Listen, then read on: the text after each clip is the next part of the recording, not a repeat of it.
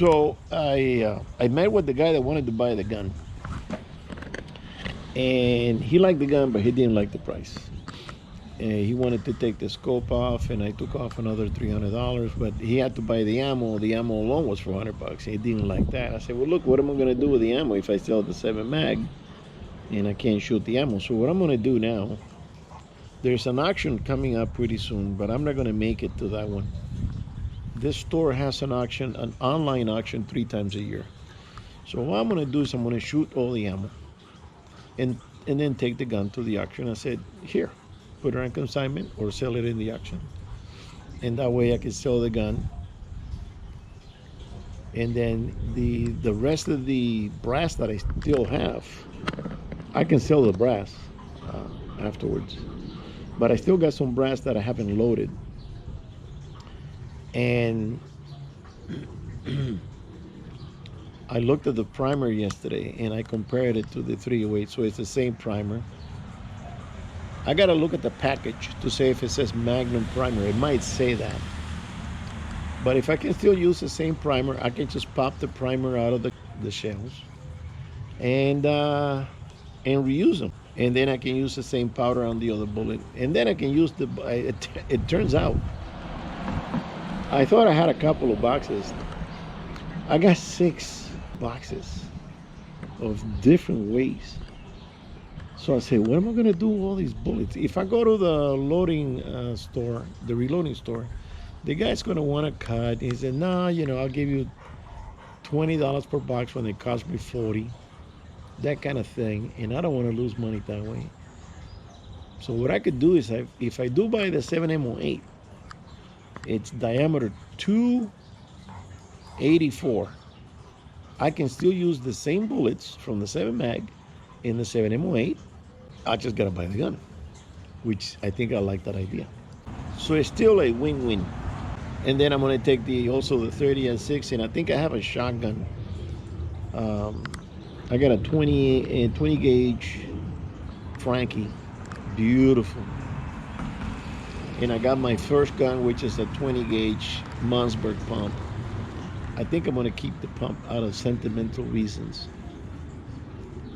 And I shoot pretty good with a pump gun. And I'm gonna sell the Frankie because I hardly go shooting shotgun anymore. I don't think I'm going to the Dove anymore. And I still got a Remington 1100. That was my first shotgun, my first semi-auto shotgun. I might keep that one. And I still can go hunt doves or rabbits or whatever if I want to use it. But so I got 220 gauge. I'm gonna get rid of one. So I'm gonna take 3 guns and just consolidate. I started looking at Gun Broker, and there are no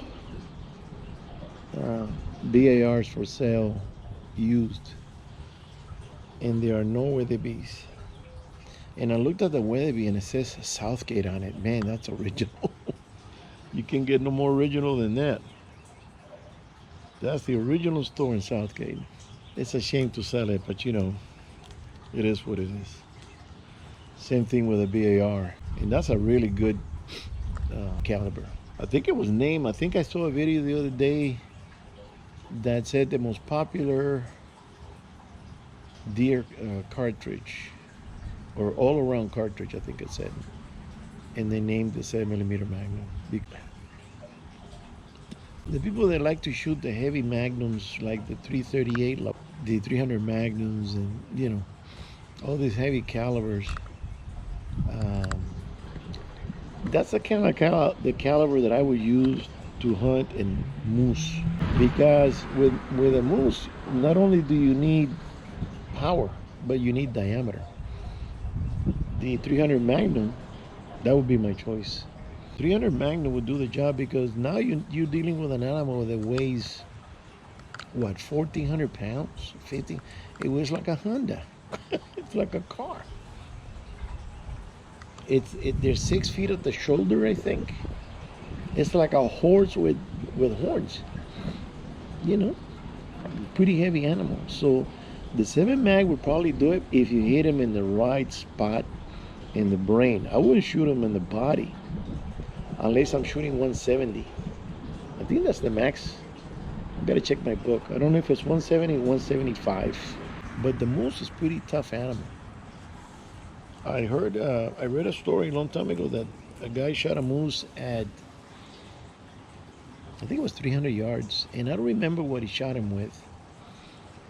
Um, I think it might have been a 30-06, and the moose, boom, immediately collapsed. So they went over there. We got him. We got him. You know, they started running towards the moose, and about 40 yards away, the moose got up and went. He just stunned him a little bit. He wasn't dead, and they went shit. You know, they had to shoot him again because that's what happens. You gotta get closer than 300, and you gotta shoot him with a magnum.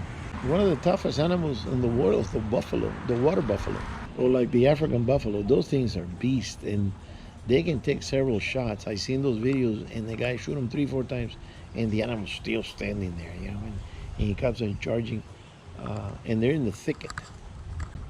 One of those double barrel jobs, English guns, big heavy bullets, and you got to shoot them up close. And there was an incident that the guy shot this animal, I don't know, 50 feet away, or maybe 60 feet away, and the buffalo turned around and charged him and killed the guy with his horns. He just went wham.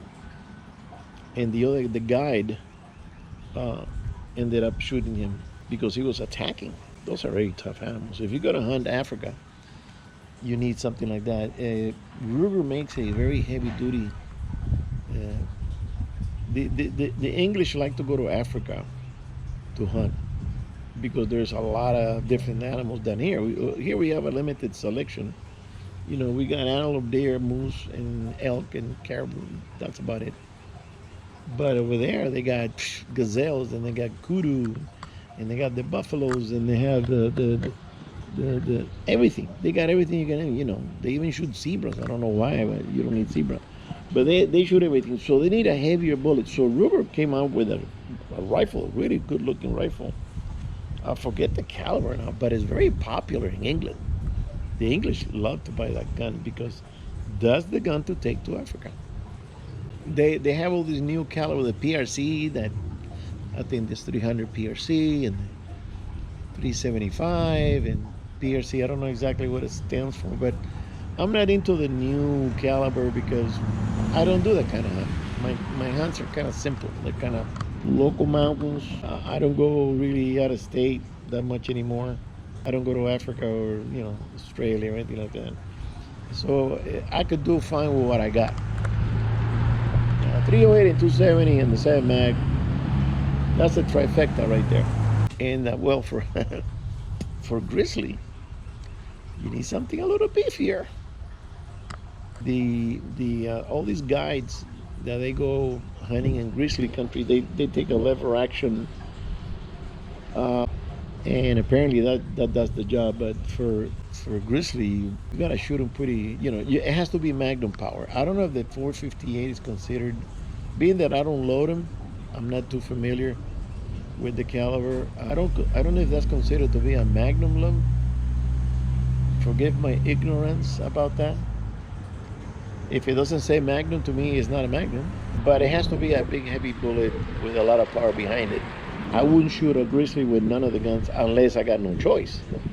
But with none of the guns I own, because not even with a 30-06, unless I have no choice. Then you gotta pump everything in it. There was a story about a guy from Alaska. He was hunting, and this grizzly showed up, and he had a 7mm Magnum. I think it was a BAR,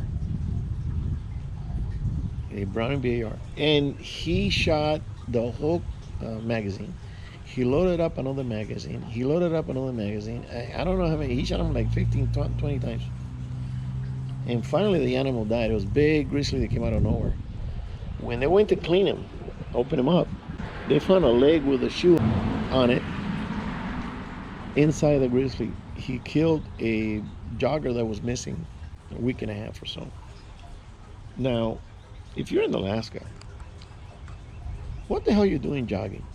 And what the hell are you doing jogging without a gun? I mean, take something with you because those things come out of nowhere and they're fast.